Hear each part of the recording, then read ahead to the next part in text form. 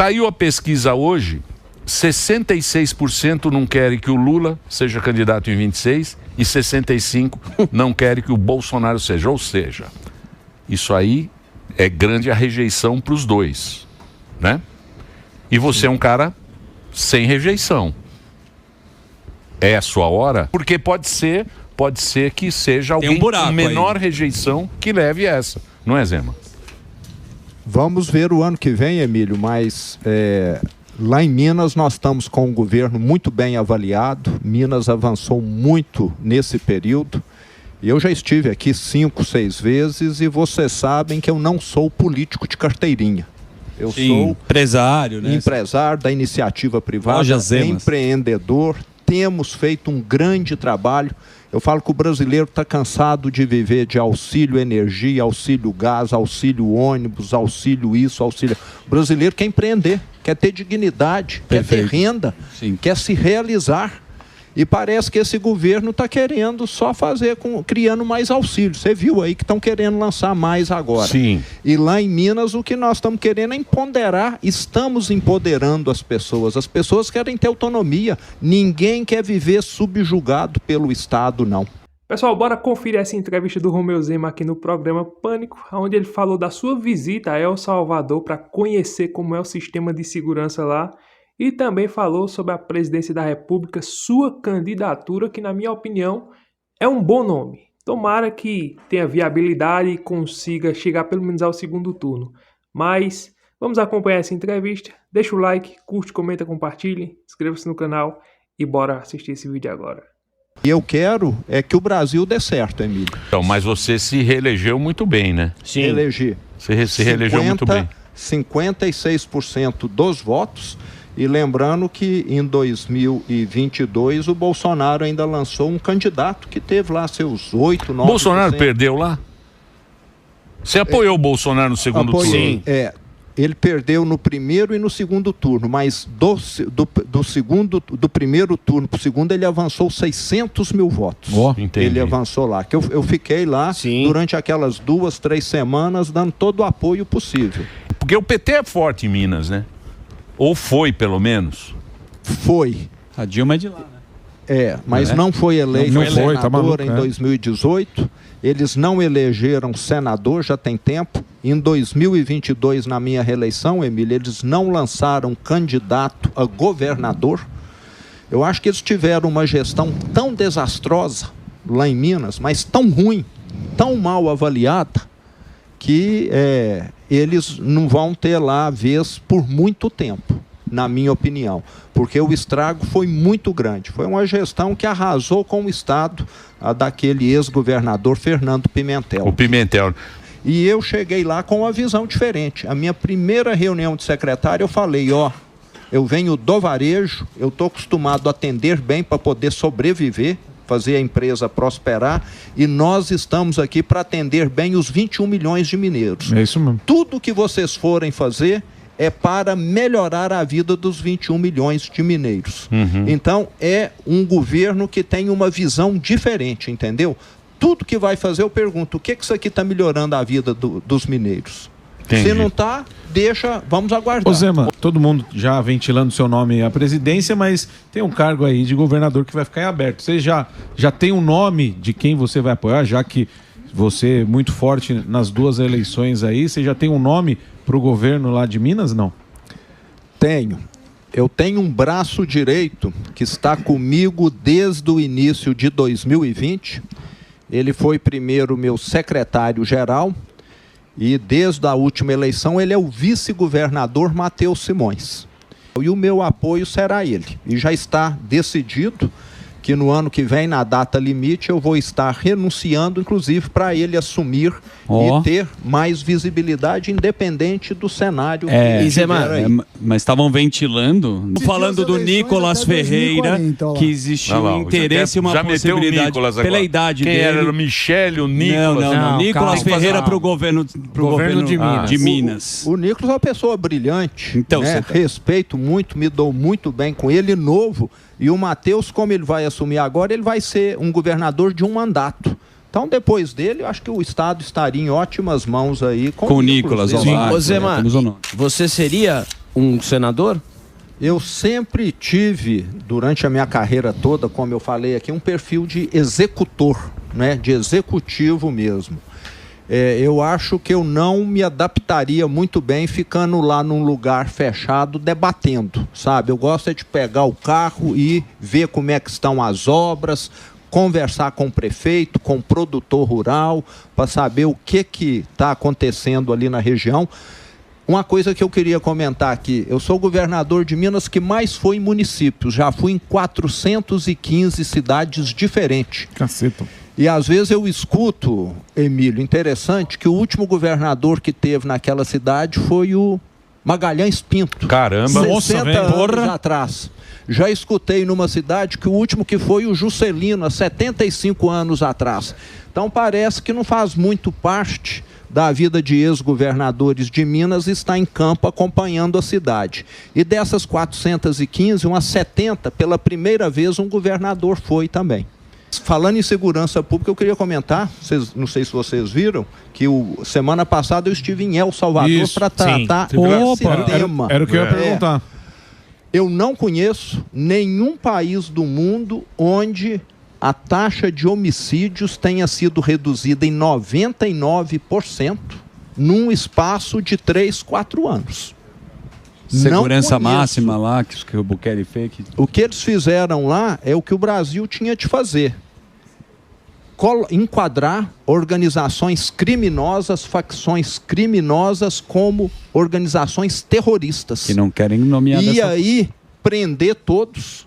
E além disso, com essa decretação, Polícia Federal, Exército teriam necessariamente de estar envolvido combatendo. Sim. Opa. Quantos homicídios nós temos por ano hoje no Brasil? 45 mil.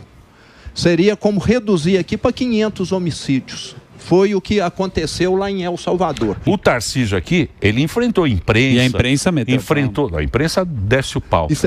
Agora nós queremos saber o seguinte: se você ganhar a eleição, se você vai baixar imposto, porque o Lula meteu o imposto pra caramba. Porra! Sabe? É o que mais tem. Né? O que mais tem? Você vai tirar esses impostos do Lula ou vai enfiar mais imposto pra turma? Porque eles falam que 27 vai quebrar. Alguém vai pagar a conta, né? Vai quebrar. O Sami já fala do jeito que está caminhando. Do jeito que está caminhando, vai quebrar. Mas nós precisamos atacar as despesas. Depois que você começar a reduzir as despesas, você tem condição de falar. Hoje, com os impostos que estão sendo cobrados, a conta não fecha. E é imposto, hein? É imposto que não acaba. Eu sempre acompanhei os negócios lá da minha família. Quando eu comecei, o PIS e a COFINS, que tinha outro nome, era contribuição, não sei o que lá, era 0,25%. Hoje, somando os dois, é 9,25%. Então, e foi subindo assim, a cada 2 anos, a cada 3 anos, só aumento de imposto, e não acaba isso. Não acaba. Então, nós precisamos ter aqui no Brasil uma reforma administrativa, o Estado precisa, ao longo do tempo, ficar mais eficiente e já propor junto a redução de imposto, até para poder obrigar que esse plano seja cumprido. Eu sou totalmente favorável a isso.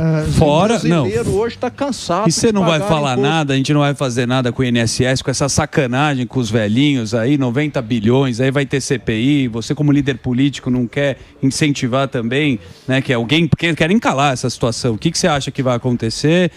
Quem não deve, não teme. Por que não estão querendo a CPI? É porque não estão querendo que alguma coisa aflore. Perfeito. Com toda certeza. Eu sou totalmente favorável e na hora que puxar uma pena, vai sair uma galinha, né?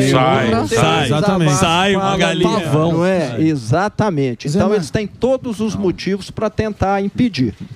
E tem um caso que me preocupa muito, porque aqui no Brasil algumas coisas que deveriam ser temporárias viram definitivas. Nós precisamos incentivar as regiões menos desenvolvidas, mas incentivo é uma coisa para você mudar aquela realidade. E aquilo ficar eternamente é outra. A Zona Franca de Manaus.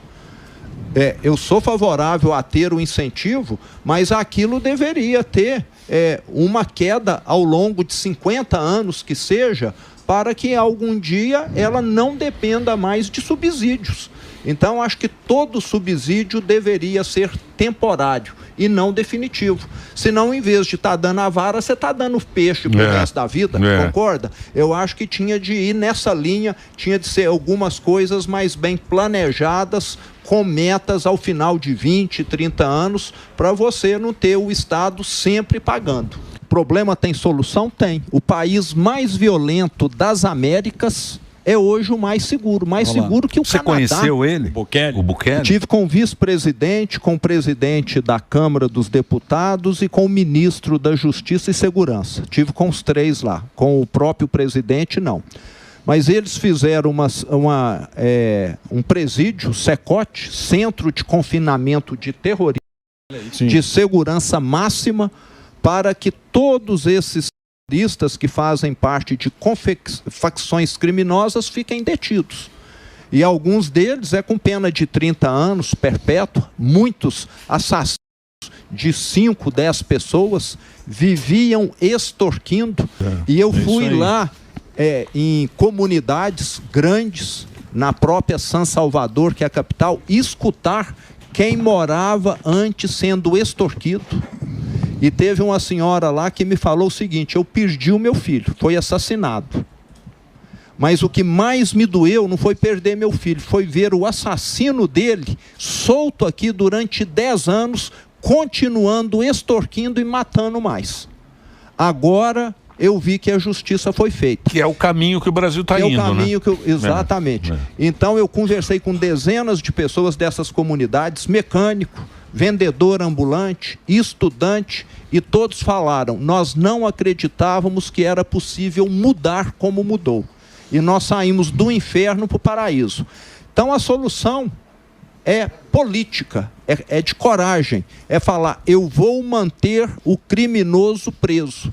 É um país pobre ainda, mas agora ninguém mais sofre extorsão, ninguém mais paga mais caro pelo gás, pela energia, pela internet. As pessoas voltaram a ter uma vida normal, coisa que não tinham antes. O homicídio foi 0 lá. Sim.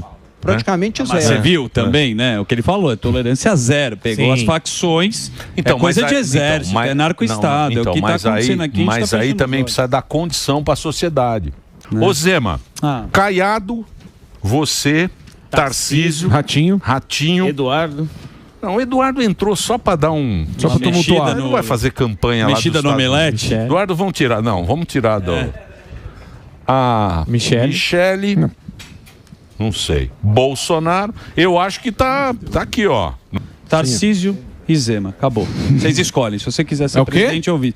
Tarcísio e Zema. Deixa eu falar uma coisa. Aqui. O Zema é o único cara na política que não tem essa vaidade de ser vice, porque ele é um cara de longo prazo. Fala isso pra todos. Vai com o Tarcísio, vai junto, pode garantir. Eu falo que nós temos uma safra de ótimos governadores que já foram mencionados aí. Então a direita vai estar muito bem representada o ano que vem, e eu acho que o mesmo não acontece com a esquerda. Não, esquerda vai ser difícil. Eu acho que então é o Lula, né? O Lula é forte. É o calangão. Você sabe que ele vota. Sei lá, lá tem calango lá. É o que todos vocês querem aqui, é tirar o PT. Boa. Não é isso? É tirar o PT. A grande missão nossa é essa aí. E eu vou estar trabalhando muito para isso. Se organizar direitinho, todo mundo governa. E se você quiser aprender a fazer de 2 a 5 mil reais, clica no link no primeiro comentário fixado. Lá tem uma aula gratuita te ensinando passo a passo de como fazer de 2 a 5 mil reais aqui na internet. Isso é totalmente possível. Sem enrolação, não é jogo, não é tigrinho, não é aposta, nada disso. É uma aula totalmente gratuita. Clica no link, tá lá no primeiro comentário fixado e também aqui na descrição. Lá tem uma aula te ensinando como você fazer com o seu telefone na sua casa, passo a passo. Eu tenho certeza que se você aplicar o que está ensinando naquela aula, você vai ter bons resultados, como eu estou tendo. De 2 a 5 mil reais por mês você pode fazer, desde que você estude e aplique um método da maneira como está lá. Pessoal, sinceramente, o Romeu Zema, na minha opinião, ele é um bom nome. Tem outros nomes aí, a centro-direita. Eu vou usar esse nome centro-direita porque como está sendo falado hoje, né? Porque nós não temos um candidato de direita e só temos o Bolsonaro. E na condição que está aí, pelo jeito que nós estamos vendo, pode ser que ele vá preso, infelizmente. Mas ainda estamos vendo o que é que vai acontecer daqui para lá. Ainda tem muita água para rolar ainda, mas a gente já sabe, né? Os juízes que estão julgando ele, a gente já sabe que ali não tem imparcialidade nenhuma. Mas se o Bolsonaro apoiar a Michelle Bolsonaro, que já está sendo o nome mais cogitado a disputar essa eleição no nome dele, né, usando o nome de Bolsonaro, alguns dizem, não, mas o Eduardo Bolsonaro seria melhor. Eu acredito que não. O Eduardo Bolsonaro lá nos Estados Unidos. Se Eduardo Bolsonaro colocar os pés aqui no Brasil, pode ter certeza que a perseguição vai ser dobrada em cima dele, pelo que ele está fazendo contra o Alexandre de Moraes. O Alexandre de Moraes já não está gostando dele. O PGR também não. Por causa dessas sanções aí que os Estados Unidos está colocando em Alexandre de Moraes, que eu acho pouco, né? E se ele colocar os pés aqui para disputar até uma eleição, pode ter certeza que vão dar um jeito de caçar o mandato dele. Agora ninguém está falando nada sobre esse assunto, mas daqui para 2026, se ele vir para o Brasil para disputar o Senado, ou quem sabe até a presidência no lugar do pai dele, pode ter certeza que vão dar um jeito para deixar ou ele de fora dessa disputa, ou vão caçar o mandato dele para que ele não tenha mais condição de se candidatar por 8 anos, igual fizeram com o Deltan Dallagnol. Infelizmente, né? A gente já sabe como é as coisas aqui no Brasil. Mas temos bons nomes aí, como o Romeu Zema e o Emílio citou, tem o Tarcísio, Ratinho Júnior, Romeu Zema, Caiado, bons nomes. O Caiado, ele não é tão conhecido no Brasil, mas os índices de pontualidade no seu estado, pelo menos dentro do estado dele, é alto. Só falta ele ser conhecido no Brasil e ter apoio de um cacique que tenha nome, igual o Jair Bolsonaro. Ou seja, na centro-direita, qualquer um que chegar no segundo turno, não tem jeito. Todo mundo vai votar nele. Contra o Lula. Porque, como o Romeu Zema disse aí, a grande missão é tirar o Lula em 2026. Não, a grande missão não é disputar, quebra de braço para ver. Não. Eu acho que tem que haver bons candidatos. Todo mundo tem que se unir em torno de um. Seria bom se fosse assim. Todo mundo só ia se unir em torno de um se for o Bolsonaro. Se não for o Bolsonaro, cada um vai fazer o seu ali. Vão se dividir todo mundo para puxar voto. E no segundo turno, o que passar para o segundo turno vai disputar com o Lula para tirar ele, que é o calangão, como disse o Emílio. Mas tomara que nós tenhamos êxito em 2026. Independente do nome que for para o segundo turno, não interessa. Pode ser o nome do José. Tá na direita, meu filho, eu vou votar nele. Não quero nem saber. Desde que tire esse desgoverno que aí está, que está só afundando o nosso Brasil. Essa aqui é a triste realidade. Queria trazer esse vídeo para vocês. Gostou do vídeo? Deixa o like, curte, comenta, compartilhe, se inscreva e até o próximo vídeo, se Deus permitir.